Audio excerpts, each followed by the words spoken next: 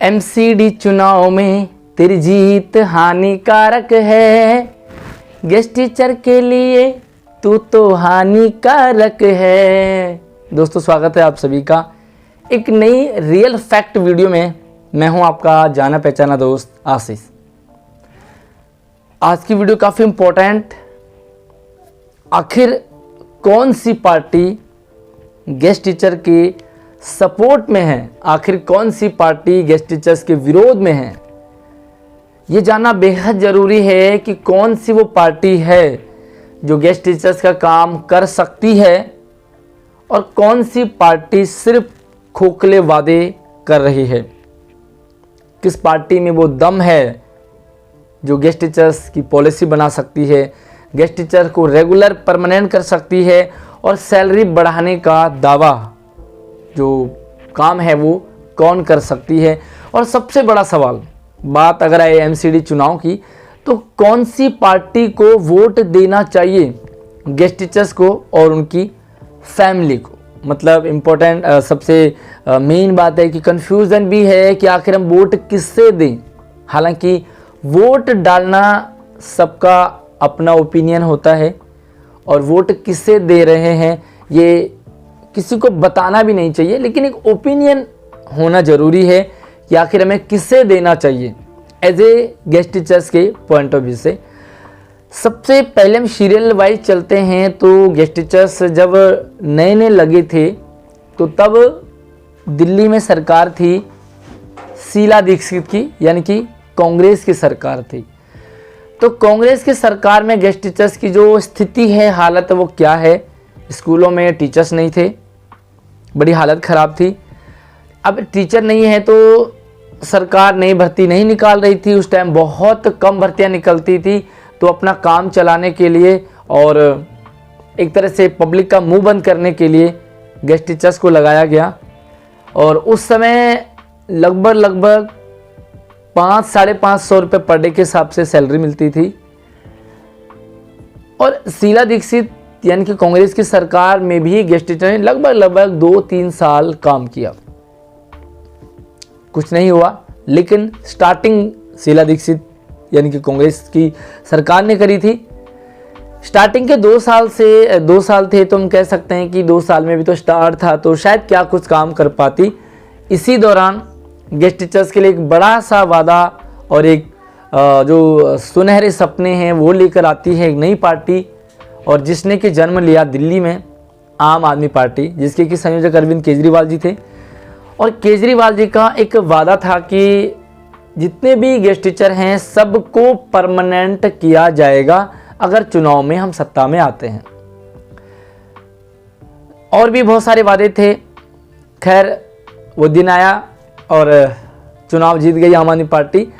और सही मायने में उस दिन जीत का जश्न शायद केजरीवाल सरकार या आम आदमी पार्टी के उन लोगों ने कम सेलिब्रेट किया होगा, गेस्ट टीचर ने ज़्यादा सेलिब्रेट किया था, क्योंकि आम आदमी पार्टी की सरकार बनाने में गेस्ट टीचर्स का अहम रोल था। बहुत प्रचार भी किया था, अपने लेवल पर लोगों को कन्वेंस भी किया कि भाई वोट डालो आम आदमी पार्टी को, क्योंकि एक अपना भी स्वार्थ होता है कि हमारा भी काम होगा, हम भी परमानेंट होंगे, रेगुलर होंगे। सरकार आई। सरकार आने के बाद आपने देखा कि किस तरह से वो आगे काम होता रहा और लगभग 8-9 साल हो गए हैं गेस्ट टीचर्स को आम आदमी पार्टी की सरकार में, और अभी तक रिजल्ट आपके सामने है। कोई भी गेस्ट टीचर रेगुलर नहीं हुआ है। चलिए आखिर दम किस में और कर कौन सकती है और टांग कौन अड़ा रही है ये भी जानेंगे। अब बात करते हैं कि शीला दीक्षित की सरकार यानी कि कांग्रेस की सरकार को भी मौका मिला है, आम आदमी पार्टी की सरकार को भी मौका मिला है, लेकिन अभी तक दिल्ली में जो भी गेस्ट टीचर हैं वो बीजेपी के राज में अभी तक नहीं आए। कह सकते हैं कि शादी का लड्डू खाए पछताए, ना खाए तो भी पछताए। तो जो बीजेपी नाम का लड्डू है ना, वो गेस्ट टीचर ने अभी तक नहीं खाया है। मतलब दिल्ली में जो गेस्ट टीचर है वो बीजेपी की सरकार में अभी तक नहीं आए हैं। तो कहीं ना कहीं उम्मीद होती है भाई तुम्हें भी चख लिया, तुम्हें भी चख लिया और तुम्हें भी चख लिया। तो बीजेपी एक ऑप्शन विकल्प है, जिसे वोट डालें तो शायद गेस्ट टीचर रेगुलर हो जाएं, परमानेंट हो जाएं। लेकिन एक बात आपके साथ जो भी फैक्ट है ये भी है कि एमसीडी में भी गेस्ट टीचर लगे हुए हैं, और एमसीडी में गेस्ट टीचर जितने भी लगे हैं वो कोई भी परमानेंट नहीं है। अगर बीजेपी करती तो एमसीडी वालों को भी कर देती, तो इसका मतलब क्या बीजेपी भी नहीं करेगी? अब ये भी होता है कि देखा देखी होती है, भाई दिल्ली गवर्नमेंट में जो इतने गेस्ट टीचर हैं वो परमानेंट नहीं है, तो एमसीडी में भी परमानेंट नहीं है, तो एक दूसरे की सरकार है उससे लोग सीखते हैं। दोस्तों इसी के साथ हम ये भी देखें कि दूसरे राज्यों की स्थिति क्या है। अभी कुछ बीजेपी जहां पर शासन है उन राज्यों में गेस्ट टीचर्स की एक पॉलिसी बनी हुई है। इसका जीता जागता सबूत हमारा हरियाणा भी है। तो इस तरह से जो पॉलिसी बनी है इसका मतलब वहाँ बीजेपी की सरकार है। तो क्या बीजेपी पॉलिसी बनाएगी? तो इसका मैंने एग्जांपल आपको दे दिया कि एमसीडी में भी बीजेपी है और वहाँ पर गेस्ट टीचर्स का कोई भी काम नहीं हुआ है। लेकिन कहीं ना कहीं एक ये भी होता है कि भाई एक दूसरे को देख करके कहते हैं ना कि खरबूजे को देख करके खरबूजा रंग बदलता है।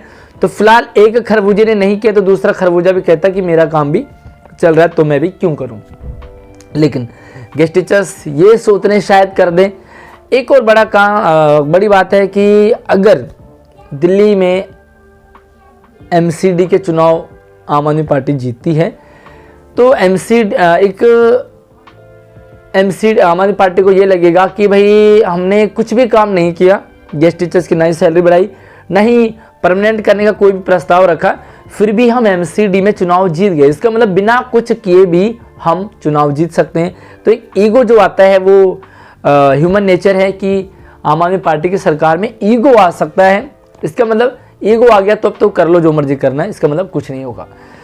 अगर एमसीडी चुनाव में बीजेपी जीतती है, बहुत सारे दोस्त कह रहे हैं कि ऑलरेडी उनमें बीजेपी की सरकार है तो क्यों नहीं कर रही है, तो कहीं ना कहीं ये भी रहता है कि भाई एक चुनाव जीत गए तो अगले चुनाव में भी इसका असर पड़ता है। तो जब दिल्ली में चुनाव होंगे तो एमसीडी का फिर से प्रभाव पड़ेगा दिल्ली में और फिर से सत्ता पलट सकती है और बीजेपी आ सकती है। तो उसके बाद एक अनुमान लगाया जा सकता है, उम्मीद लगाई जा सकती है कि बीजेपी कुछ करेगी, क्योंकि जब भी केजरीवाल सरकार आगे बढ़ती है गेस्ट टीचर्स के लिए तो एक बात तो आपको समझ आती है कि बार बार एलजी नहीं करने दे रहा, बीजेपी नहीं करने दे रही, बीजेपी नहीं चाहती, एलजी नहीं चाहता। इसका मतलब सिंपल सी बात है कि केजरीवाल चाहे जीत जाए, एमसीडी में भी जीत जाए, फिर भी काम तो होने वाला नहीं है, क्योंकि जीतने के बाद भी तो जो बीजेपी है वो टांग अड़ाएगी, एलजी है वो टांग अड़ाएंगे। इसका मतलब आम आदमी पार्टी का जीतना बेकार है, कोई फायदा नहीं होगा गेस्ट टीचर का। रही बात बीजेपी आती है तो एक प्रेशर बनाया जा सकता है कि भैया अब तो कोई दूसरी पार्टी है ही नहीं, और जब दूसरी पार्टी नहीं है तो एक पार्टी पर प्रेशर बनाया जा सकता है। अभी क्या होता है कि आम आदमी पार्टी पर प्रेशर बनता है तो वहाँ से कहा जाता है कि भैया दिल्ली बीजेपी नहीं करने दे रही, बीजेपी पे प्रेशर बनता है तो वहाँ से कहा जाता है कि भैया केजरीवाल जो आम आदमी पार्टी की सरकार है वो कुछ कर ही नहीं रहे, जिसकी सरकार है तो सरकार को तो पहल करनी चाहिए। तो इसका मतलब ना ही बीजेपी कर रही है, ना ही आम आदमी पार्टी कर रही है, ना ही कांग्रेस ने किया। तो सिंपल सी बात, थोड़ा सा हम पीछे बैक में चलते हैं तो सैलरी बढ़ने का काम हो तो पिछले जब चुनाव थे तब गेस्ट टीचर की सैलरी बढ़ी थी और लगभग 5 साल हो गए तो कोई भी सैलरी पर कुछ भी फर्क नहीं पड़ा, कोई सैलरी नहीं बढ़ी, सैलरी तो इजीली बढ़ जाती। अभी पीछे धरने हुए थे और जब धरने लगातार हुए थे उसी धरने में शिक्षा मंत्री मनीष सिसोदिया जी ने एक ट्वीट किया था कि गेस्ट टीचर्स की सैलरी को हम बढ़ाएंगे और वो जो मतलब उनकी सैलरी को बढ़नी चाहिए क्योंकि ये जेन्युइन एक मुद्दा है। उस समय एमसीडी के चुनाव हो रहे थे तो कहीं ना कहीं चुनाव का इस तरह से हवा लगी और फिर से गेस्ट टीचर को ये उम्मीद थी कि एमसीडी के चुनाव जब होंगे तो शायद सैलरी बढ़ेगी। लेकिन गेस्ट टीचर की जो एमसीडी के चुनाव की डेट आ गई है और जल्दी चुनाव भी होने वाले हैं, लेकिन सैलरी फिर भी नहीं बढ़ी है। तो एकमात्र ऑप्शन है गेस्ट टीचर के पास, चाहे बीजेपी कराए चाहे आम आदमी पार्टी कराए, लेकिन काम होगा धरने से। बिना धरने के कुछ भी नहीं होगा, क्योंकि पीछे भी इतिहास गवाह है कि जब जब भी गेस्ट टीचर ने धरने किए तब तब ही काम हुए हैं और सरकार तब ही जागती है जब पब्लिक आवाज़ उठाती है। फिलहाल वो आवाज़ एमसीडी के चुनाव अभी हो रहे थे, वो आवाज़ उठी नहीं तो सैलरी पर कोई भी काम नहीं हुआ। तो एंड मोमेंट पे पार्टी सारी एक जैसी होती है, सारी पार्टी एक जैसी होती है। बीजेपी पे इसलिए उम्मीद किया जा सकता है क्योंकि बीजेपी के राज में अभी तक दिल्ली के गेस्ट टीचर आए ही नहीं हैं, तो उस लड्डू को भी चख लिया जाए जो अभी नहीं खाया।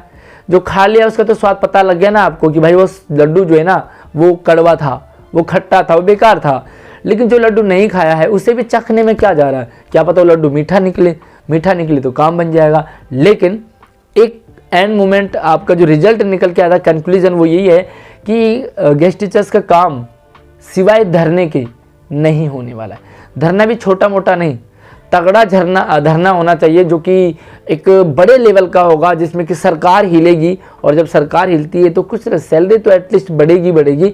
बाकी देखो, अगर पार्टी ने चाहा, जिस भी पार्टी ने अपनी सरकार में एम्प्लॉय के लिए कदम बढ़ाया, सरकार अपोजिट भी उसके साथ रहती है, चाहे वो विरोध कर ले, लेकिन एम्प्लॉय के फेवर विपक्ष में कोई नहीं बोल पाता क्योंकि उन्हें भी अगली बार चुनाव लड़ना है। तो अगर बीजेपी चाहती, आम आदमी पार्टी चाहती तो गेस्ट टीचर्स के लिए आगे खड़ी हो सकती थी, नहीं हुई। अगर सरकार चाहती, आम आदमी पार्टी की सरकार, तो एक तगड़ा प्रस्ताव रखती, जो भी बिल बनाती। साथ में दिल्ली में ऐसे भी बहुत सारे काम हुए हैं जिनमें कि बीजेपी ने कोई टांग ही नहीं अड़ाई। इसका मतलब बीजेपी अगर टांग अड़ाती तो सारे कामों में अड़ाती, लेकिन बाकी सारे काम तो हो रहे हैं, सिर्फ गेस्ट टीचर के मामले में ही आखिर क्यों टांग अड़ा रही है। तो कहीं ना कहीं राजनीति तो है, लेकिन आवाज़ उठाने के लिए धरना प्रदर्शन एकमात्र समाधान है। बाकी आपको पता लग गया होगा कि भाई 3-4 साल से कोई धरने प्रदर्शन नहीं हुए, तो सैलरी 1 रुपया तक नहीं बढ़ा, अदरवाइज सैलरी तो सरकार के हाथ में है, वो बढ़ा सकती थी। बाकी आपको क्या लगता है, वो अपना ओपिनियन भी आप जरूर कमेंट में रखें। वीडियो को लाइक और शेयर करें, ज़्यादा से ज़्यादा सभी गेस्ट टीचर्स तक शेयर करें। और इसी तरह से आपको एजुकेशनल अपडेट सारी लगातार मिलती रहेगी। चैनल को सब्सक्राइब करना बिल्कुल ना भूलिए। जय हिंद।